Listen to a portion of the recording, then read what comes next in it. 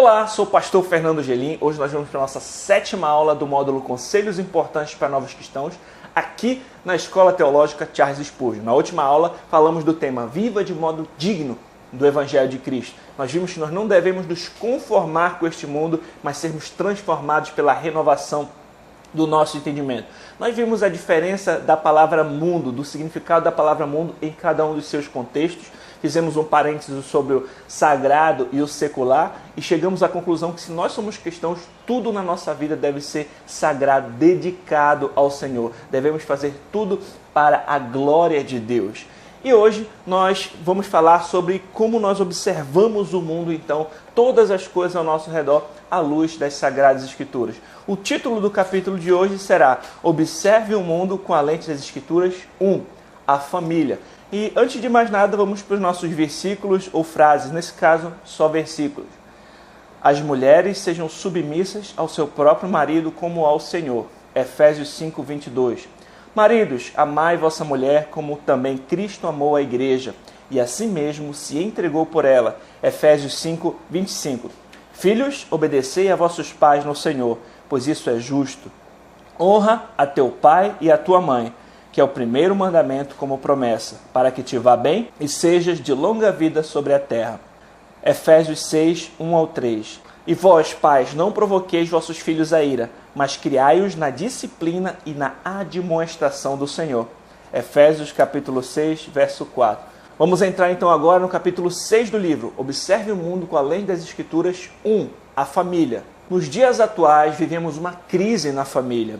O número de divórcios é alarmante. Gravidez fora do casamento, adultério, desobediência aos pais são temas rotineiros na atualidade. Por isso, precisamos lembrar quem criou a família, qual o seu objetivo, quais são as suas orientações para nós cumprirmos corretamente o nosso papel. De acordo com Andreas Kostenberg, podemos definir família como um homem e uma mulher unidos em matrimônio, salvo no caso da morte de um cônjuge, mas em geral, filhos naturais ou adotivos, e de modo secundário, qualquer outra pessoa com parentesco consanguíneo.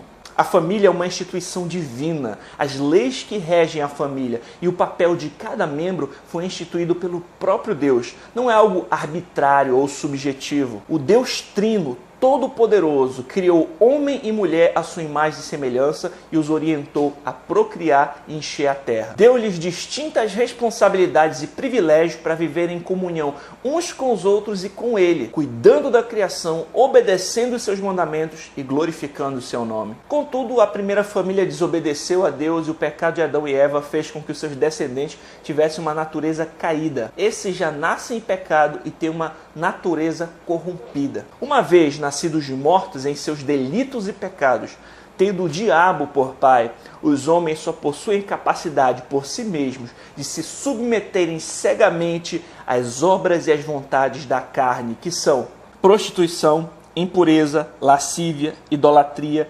feitiçarias, inimizades, porfias, ciúmes, iras, discórdias, dissensões, facções, invejas, bebedices, glutonarias e coisas semelhantes a essas. Gálatas 5, do 19 ao 21. Consequentemente, essas obras da carne têm se tornado motivo de destruição de diversas famílias. Logo, nós entendemos que o principal inimigo da família é o pecado. Após a queda da primeira família, Deus estabeleceu as consequências que cada um sofreria. A mulher teria dores na gravidez e o seu desejo seria para o seu marido. E o homem teria que trabalhar mais arduamente para conseguir o seu sustento. Entretanto, o Senhor também apontou para o Redentor da família, Cristo, a semente da mulher que esmagaria a cabeça da serpente. Gênesis 3,15. Cristo morreu pelos nossos pecados, foi sepultado, mas ao terceiro dia ressuscitou. Se nos arrependemos e cremos em Cristo, essa é uma evidência de que nós nascemos de novo e fomos regenerados, selados pelo seu Espírito Santo e agora temos condições de combater o pecado. Isso não quer dizer que se nós formos cristãos, nós não vamos enfrentar lutas e dificuldades na família e no casamento, e sim que o Senhor nos dá condições para enfrentá-las, não na nossa força, mas na dele. Sobre isso, o reverendo Augusto Nicodemos afirmou corretamente: o divórcio é aparentemente o caminho mais fácil e mais rápido para resolver o problema de um relacionamento conturbado. No entanto, os cristãos enveredam pelo caminho mais longo, mais difícil do aprendizado, do quebrantamento, da renúncia e da reconciliação. Em Cristo, portanto, encontramos tanto a redenção quanto a santificação da família em sua palavra. Ao longo de todo o Antigo e Novo Testamento, observamos a preocupação do Senhor com essa entidade, comprovando assim a preciosidade dessa instituição aos olhos do Senhor. A carta de Paulo aos Efésios é um grande exemplo disso. Lá encontramos de maneira nítida ordenanças à santificação e à obediência ao Senhor no seio familiar, nos servindo como reorientação e reestruturação da bagunça ocasionada pelo pecado. Encontramos na primeira parte da carta a doutrina, o evangelho é pregado. Já na segunda parte, fala a respeito da reação daqueles que creem nessa mensagem, ou seja, a parte prática. Nessa segunda parte, encontramos preciosas instruções sobre os mais diversos aspectos da vida, inclusive sobre esse tema da família. É importante notarmos que antes de Paulo falar a respeito do papel das esposas, maridos e filhos, ele dá as seguintes instruções: e não vos embriagueis com vinho, no qual há dissolução, mas enchei-vos do Espírito, falando entre vós com salmos, entoando e louvando de coração ao Senhor, com hinos e cânticos espirituais, dando sempre graças por tudo ao nosso Deus e Pai, em nome de nosso Senhor Jesus Cristo, sujeitando-vos uns aos outros no temor de Cristo. Efésios 5, do 18 ao 21. Sendo assim, entendemos que as instruções subsequentes devem acontecer nesse contexto. Cada um só poderá realizar corretamente seu papel pelo poder do Espírito Santo. Muitas vezes atribuímos os conflitos nas nossas casas às outras pessoas. Muitas vezes em aconselhamentos de casais costumamos ouvir isso. Fiz isso porque ela começou e vice-versa. Parecem adversários, contudo, geralmente não observam que apesar da atitude do outro, poderiam ter reagido de maneira diferente se estivessem cheios do Espírito Santo. Na carta de Paulo aos Gálatas, Paulo ilustra a ação do Espírito Santo na vida de um cristão como um fruto de 9 gomos. Mas o fruto do Espírito é amor, alegria, paz, longanimidade, benignidade, bondade, fidelidade, mansidão, domínio próprio. Contra essas coisas não há lei. Gálatas 5, 22 e 23. A vida de um cristão verdadeiro deve refletir essas características em alguma medida, porém devemos buscar ser cheios do Espírito Santo para podermos vê-las mais plenamente em nossa conduta, a ponto de amarmos incondicionalmente, estarmos alegres e em paz, independente das circunstâncias, confiantes no Senhor, pacientes nas tribulações e com as falhas dos outros, amáveis e com disposição para fazer o bem ao próximo, fiéis à aliança feita com Deus e com o cônjuge, mansos ao ponto de até mesmo suportar provocações sem revidar com grosseria e, por fim, termos domínio próprio para não tomarmos atitudes precipitadas, não agirmos de forma descontrolada, nem falar sem pensar. Essas são características que só podem ser produzidas por uma ação do Espírito Santo em nós. Diante disso, entendemos que por meio do Espírito Santo somos capacitados a agir de maneira adequada com o próximo e obedecer os mandamentos do Senhor, tanto em família como em qualquer outro lugar. Logo, devemos reconhecer a nossa dependência do Senhor em todas as coisas, a necessidade de sermos cheios do Espírito Santo, clamar por isso em oração, meditarmos na palavra inspirada por Ele e tomarmos cuidado para não entristecê-lo com uma vida de pecado, sem arrependimento e confissão.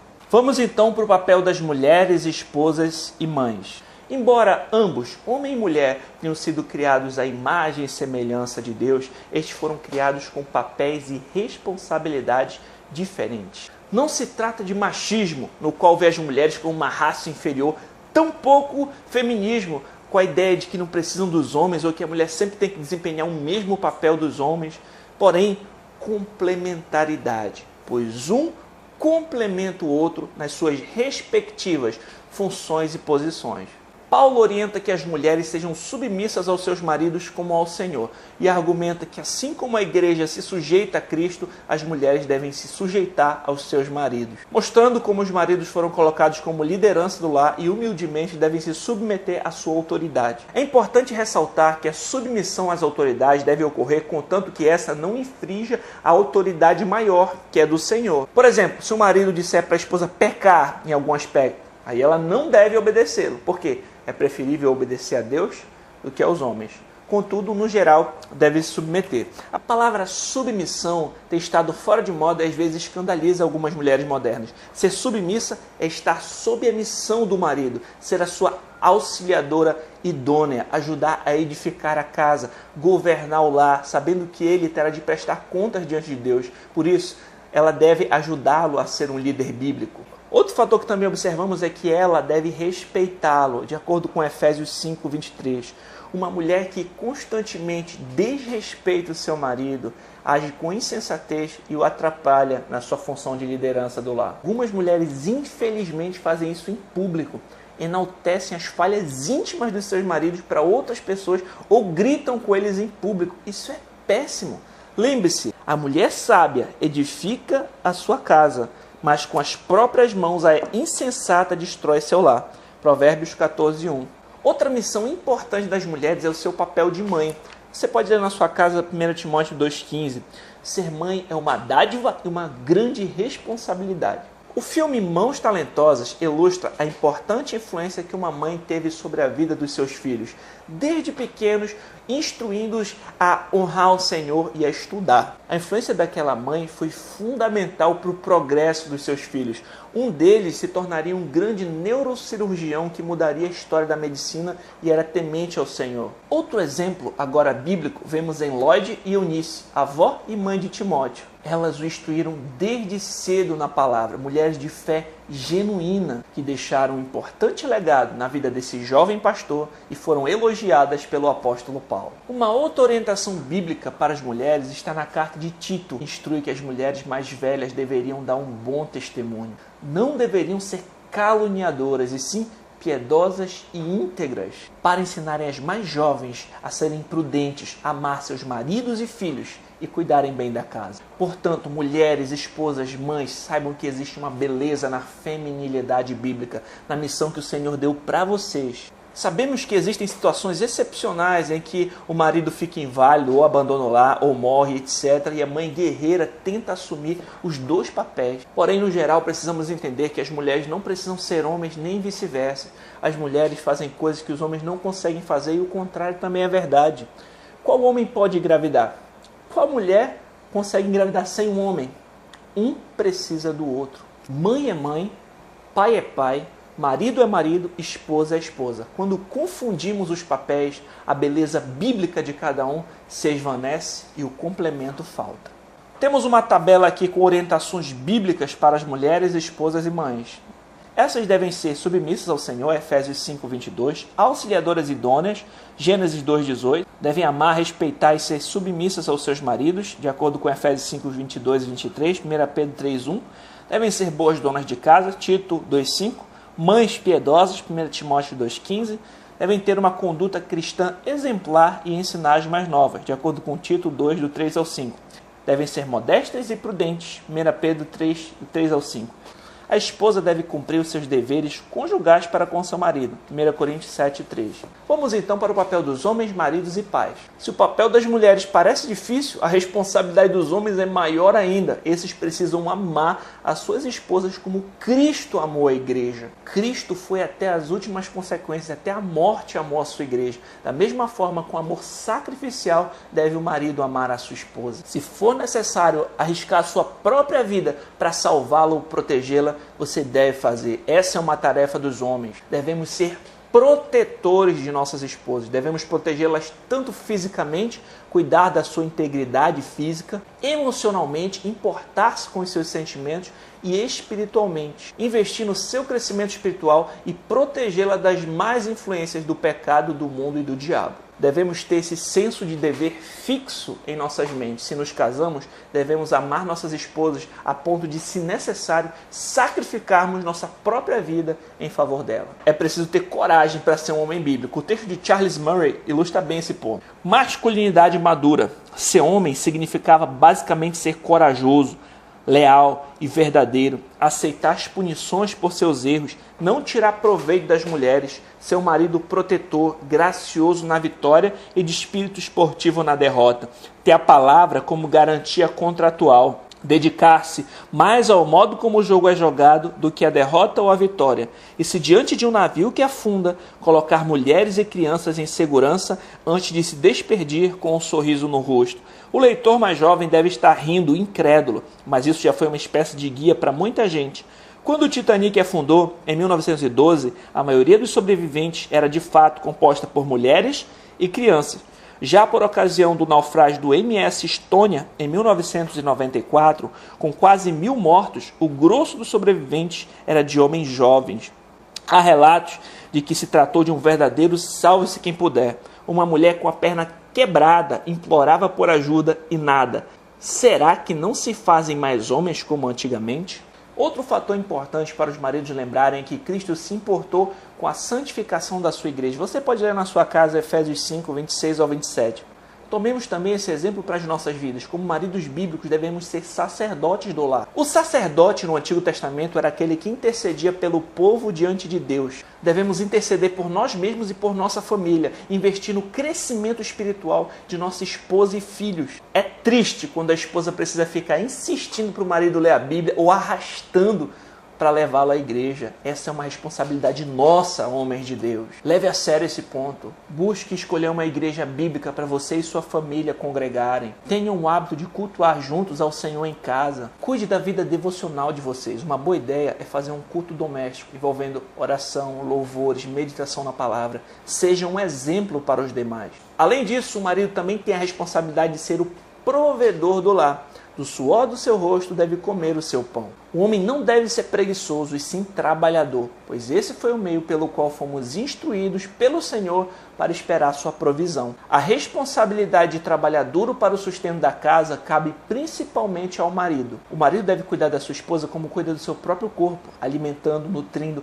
não fazendo mal, porque os dois agora são uma só carne, e o que Deus uniu, o homem não deve separar. Por isso, o homem não deve ser grosseiro, nem jamais bater em sua esposa, pois essa é o vaso mais frágil, como vemos em Colossenses 3,19. Você pode ler em casa. Ambos devem desfrutar da bênção das relações sexuais dentro do casamento, cumprindo seus deveres conjugais e levando isso também em consideração, que não devem fazer algo que venha ferir a consciência ou o corpo do outro. Outro fator importante é que esses devem instruir seus filhos no temor do Senhor, cuidar do seu crescimento espiritual com palavras e atitudes, discipliná-los em amor, porém sem irritar os seus filhos. Ou seja, os pais devem disciplinar os filhos fisicamente se necessário, mas com moderação, equilíbrio emocional e explicar para o filho o motivo da disciplina. Pais desequilibrados que espancam seus filhos sem motivo ou até para descontar a raiva de outros problemas ou tensões pecam contra o Senhor. Por fim, os homens bíblicos devem ser um exemplo para os demais de integridade, conduta e piedade, glorificando a Deus em todo o seu proceder. Vamos observar aqui então orientações bíblicas para os homens, maridos e pais. Ser tementes ao Senhor, Efésios 5:21. Amor sacrificial e protetor, Efésios 5:25, 1 Pedro 3:7. Liderança amorosa, Efésios 5:23. Deve ser o provedor, Gênesis 3:19. Sacerdote do lar, Efésios 5:25 ao 27. Instruir os filhos no temor do Senhor, Efésios 6:4, Deuteronômio 6:7. Conduta cristã exemplar, 1 Pedro 2,12. O marido deve cumprir seus deveres conjugais para com a sua mulher, 1 Coríntios 7,3. É de extrema valia finalizar essa porção lembrando que o objetivo de ambos, homem e mulher, no casamento é de glorificar a Deus e, portanto, se empenharem na edificação mútua e desenvolvimento um do outro na piedade, no conhecimento e na adoração de Deus. Como disse Richard Baxter, quando vocês negligenciam a alma um do outro, não demonstram amor. Vocês acreditam que têm almas imortais e uma vida eterna de alegria ou miséria para viver? Então vocês têm que saber que seu grande cuidado e ocupação é cuidar dessas almas para a vida eterna. Portanto, se seu amor não ajuda um ou outro naquilo que deveria ser sua preocupação principal, ele é de pouco valor e de pouco uso.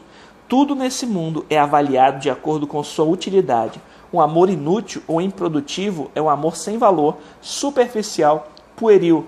indesejado e ajudará nas coisas insignificantes e infantis. Finalizando esse aspecto, lembremos que cabe ao pai, como cabeça da família, o governo e condução da adoração familiar, cabendo à esposa lhe substituir caso o mesmo esteja ausente, tenha falecido ou seja um ímpio, a fim de que não se percam os filhos.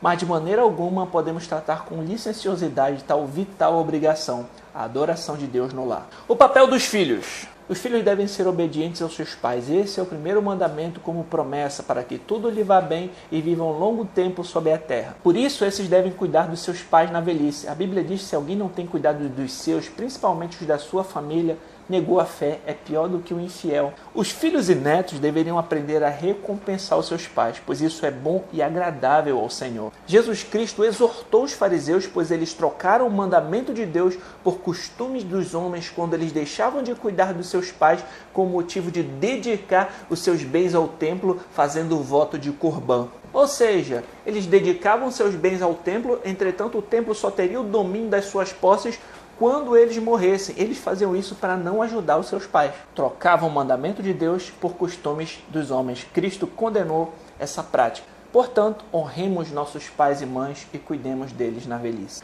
O mesmo que falamos a respeito das esposas serve também para os filhos e qualquer outra questão de autoridade. Sempre devemos obedecer às nossas autoridades. Entretanto, se os nossos pais pedirem para nós pecarmos, nós não devemos obedecer, pois estariam infringindo as ordens de uma autoridade superior, e é sempre melhor obedecer a Deus do que aos homens. Por exemplo, existem certas situações em alguns países em que os pais não aceitam a conversão dos seus filhos, tentam forçar os filhos a negar a Cristo, ameaçam de morte, levam até mesmo a polícia local, e mesmo assim os filhos não devem negá-lo. A respeito disso, Jesus falou que não veio trazer a paz, mas a espada, pois os filhos ficariam contra os pais e os pais contra os filhos. Contudo, mesmo nesses casos, os filhos devem fazer isso em respeito, amor pelos pais e orar pelos que os perseguem.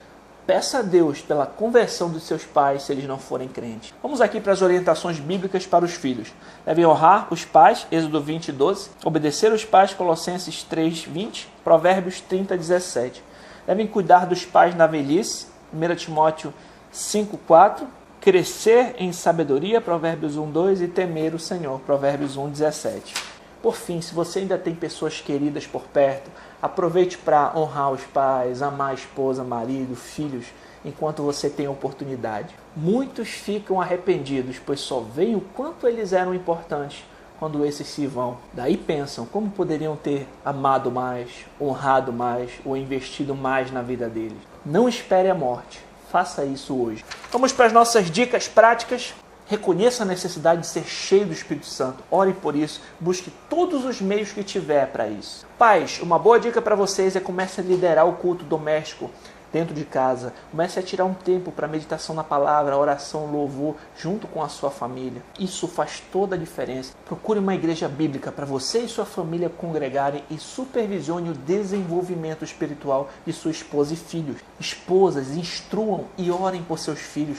Orem também pelos seus maridos. Ajudem-no em sua missão de cabeça do lar. Se você vê que ele ainda precisa mudar bastante, não vai ser com gritaria que ele aprenderá, mas talvez, observando o seu procedimento piedoso, você possa ganhá-lo sem palavras. Seja modesta, temente ao Senhor e submissa ao seu marido. Filhos, honrem seus pais e agradeçam a Deus por eles. E lembre-se, quando eles estiverem velhinhos, vão precisar de você.